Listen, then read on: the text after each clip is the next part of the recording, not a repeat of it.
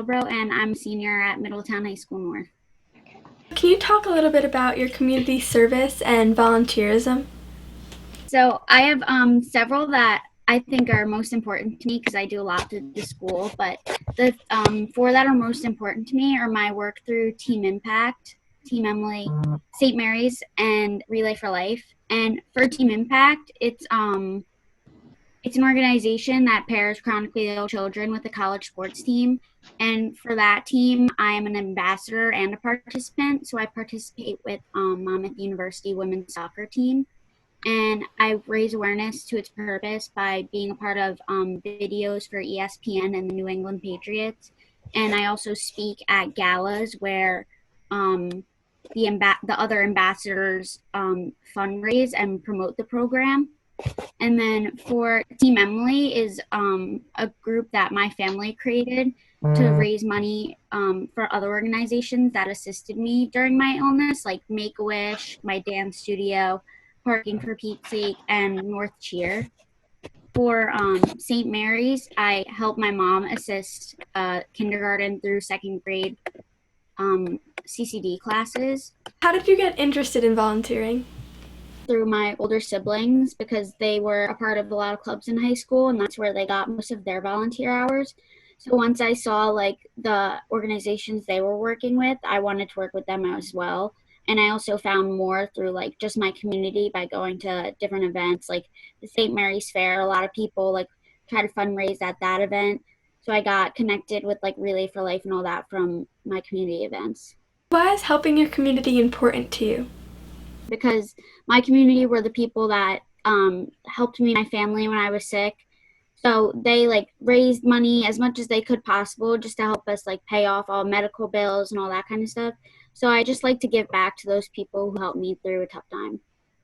So if you're comfortable, can you talk a little bit more about about having cancer? I got diagnosed when I was 10 years old. I was really tiny, so we knew something was going on, but it never really affected like my normal day life. Like I still danced, I did gymnastics, all of that stuff. So we never really knew like anything was wrong. And then one day when I went to the doctor, because I was also really skinny, I was like 38 pounds and I was in sixth grade.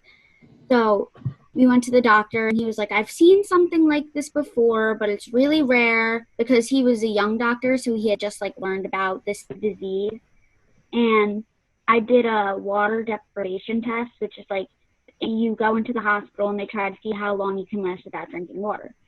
And I lasted about 7 minutes, I think it was, and all my organs started failing. So he was like, okay, we have to go in for an MRI because like we don't know what's going on. So I got a full body scan, and that's when they found the brain tumor in my head. So after that, I had to go to Children's Hospital in Philadelphia, and I met up with all the doctors there, and they did more tests, and I had my first brain surgery in October of 2012, I believe it was. And that's when they found out that it was cancerous. So I had to go through another brain surgery to get it taken out. And then I had pencil point proton radiation therapy, which is it's like brand new. It's experimental, basically. So they only have one machine, and it's at UPenn, which is right next to Children's Hospital. So me and my mom moved to Philly to so I could get treatments every day for 4 months. And then now, like, my life is completely normal. It's absolutely crazy how well all of the experimental stuff went. Like, I have no restrictions, except for I can't go scuba diving. That is the one thing I'm not allowed to do. And it's crazy because such a terrible event occurred in my life, but it brought my family together. Like, we're so much more united than we ever were before, just because, like, we recognize, like, the little times that we have with each other can be so important. Why should other people volunteer? I think one of the like most important things about volunteering is the impact on your community. So it allows you to connect with other people in your community and just make it a better place for everyone. And even helping out with like the smallest tasks can make such a big difference to the lives of people in need. What are your goals for the future as a student, like college and stuff? I'm going to Auburn University to study architecture and interior architecture, and I hope to use that degree in the future to become a Disney Imagineer and even do like some urban design planning in my community. How do you describe your educational experience in Middletown? I loved my experience in Middletown. It's sad to say goodbye, but I think that overall, Middletown has such a great education system. We have great teachers in all different subjects, and they really care about the kids. Like all the principals that I've ever had, they all try to make the school the best that it can possibly be. So, are there certain teachers that stuck out to you or had a lasting impact on you?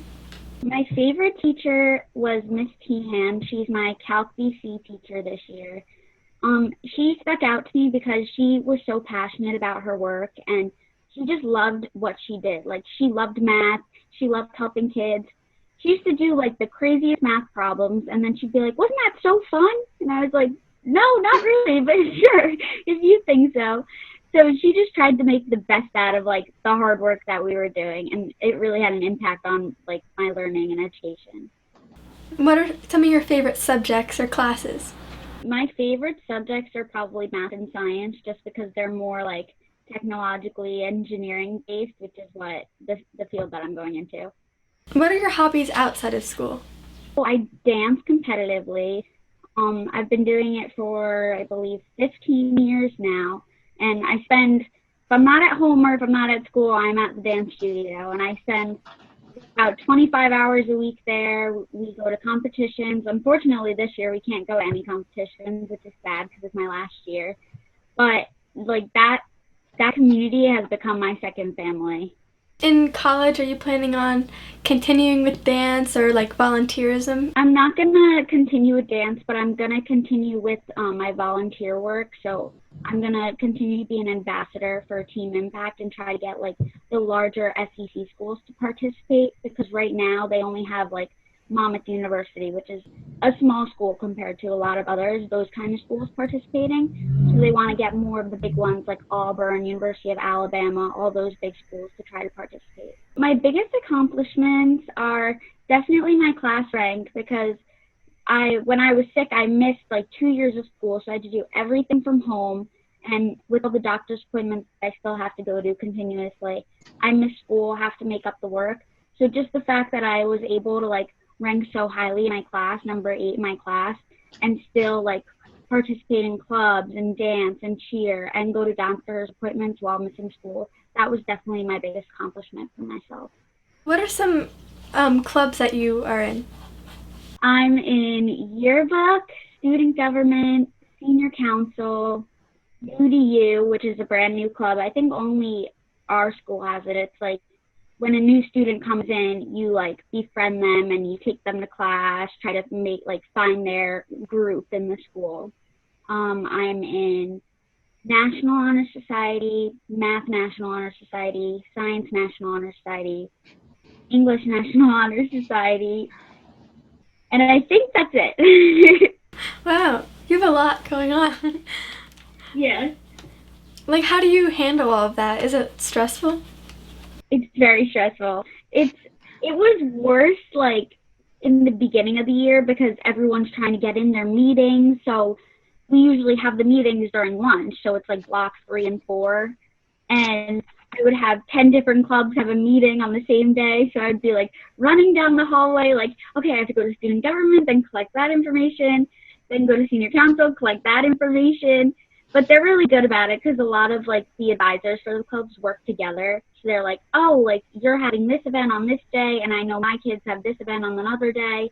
So they'd like split us in half and send some of us to one event, some of us to the other. They're really good with trying to work that out. But for me, it was very stressful. Do you have any role models outside of school? So my mom is definitely my role model overall out of anyone in the world. She is my biggest role model. She is just like such a wonderful person and she admires the beauty of life.